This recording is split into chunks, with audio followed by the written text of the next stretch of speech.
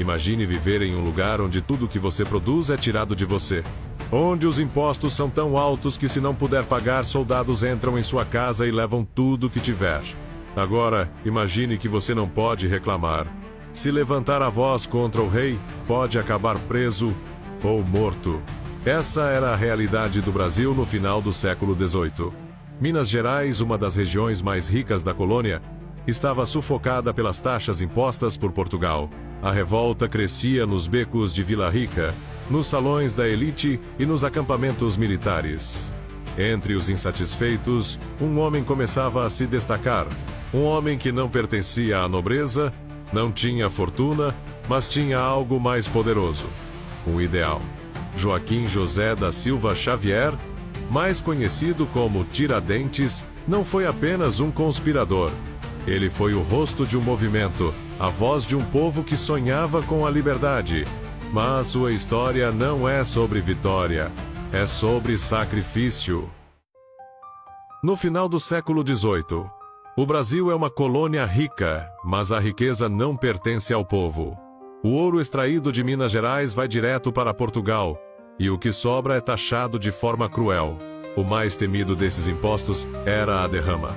Quando a coroa não arrecadava a quantia que queria, simplesmente mandava soldados confiscarem bens da população até atingir o valor esperado. O sistema colonial era profundamente injusto. Enquanto os portugueses viviam no luxo, a população brasileira, principalmente em Minas Gerais, sofria com a exploração. O medo da derrama era constante, e isso fez crescer um sentimento de revolta. A elite mineira, formada por fazendeiros, militares e intelectuais, começou a se perguntar: por que continuamos obedecendo?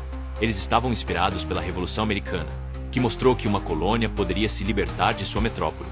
Foi nesse ambiente de insatisfação que nasceu a Inconfidência Mineira, um movimento secreto que sonhava em transformar Minas Gerais em uma república independente. E um dos conspiradores se destacava por sua coragem e paixão: Tiradentes. Tiradentes não era como os outros inconfidentes. Enquanto muitos tinham medo de falar abertamente sobre a Revolução, ele fazia discursos inflamados, dizendo que o Brasil não precisava de Portugal. Ele acreditava que a independência era possível e estava disposto a lutar por ela. Tiradentes era um entusiasta. Enquanto muitos dos inconfidentes hesitavam, preocupados com suas propriedades e carreiras, ele se entregava completamente à causa. Falava de independência em praça pública, tentava convencer soldados a se unirem ao movimento e sonhava com um Brasil livre. Entre eles estão grandes intelectuais, como Cláudio Manuel da Costa e Tomás Antônio Gonzaga, militares de prestígio e fazendeiros influentes. O plano da Inconfidência Mineira era audacioso, mas ingênuo. Eles pretendiam iniciar a revolta no dia da derrama, esperando que a população se unisse ao levante. Mas o que eles não percebiam era que, para muitos, o medo do castigo era maior do que o desejo de liberdade. O grupo tentava conseguir apoio do exército, dos comerciantes, dos fazendeiros. Mas faltava algo essencial: armas e dinheiro. E enquanto os conspiradores confiavam que estavam seguros, um dos seus já havia feito sua escolha. O nome dele era Joaquim Silvério dos Reis. Um homem endividado que viu na traição uma oportunidade de se salvar. Ele entregou tudo à coroa portuguesa em troca do perdão de suas dívidas. Silvério dos Reis escreveu uma carta detalhada ao governador da capitania, denunciando o movimento antes mesmo que ele pudesse começar. A conspiração estava condenada. O que era para ser um levante se transformou em uma caçada. Os inconfidentes foram presos um a um, mas Tiradentes decidiu fugir. Rio de Janeiro, maio de 1789. Joaquim José da Silva Xavier está escondido. Ele sabe que muitos de seus companheiros já foram capturados, mas acredita que ainda pode escapar. Ele tenta se disfarçar, se mover pelas ruas sem ser notado, mas não demora para que seja encontrado e preso. Quando Tiradentes foi capturado, ele já sabia que sua sorte estava lançada. Diferente de outros inconfidentes, que tinham influência para negociar suas penas, ele não tinha ninguém para protegê-lo. O julgamento foi longo e durou 3 anos. Durante esse tempo, Tiradentes foi submetido a interrogatórios e ficou preso em condições terríveis. Enquanto isso, os outros inconfidentes negavam o envolvimento ou tentavam minimizar suas participações. Mas Tiradentes fez diferente. Ele assumiu toda a culpa. Não tentou se esconder, não denunciou ninguém. Aos olhos da coroa, isso fez dele o líder da revolta, e alguém precisava pagar o preço. A sentença foi dada em 1792. A maioria dos inconfidentes teve penas reduzidas, exílio ou perdão. Mas para Tiradentes o destino foi outro, a morte por enforcamento. No dia 21 de abril de 1792. O sol ainda nem nasceu quando os guardas abrem as portas da prisão. Tiradentes é retirado de sua cela magro com a barba longa, mas de cabeça erguida. Ele sabe que este é seu último dia.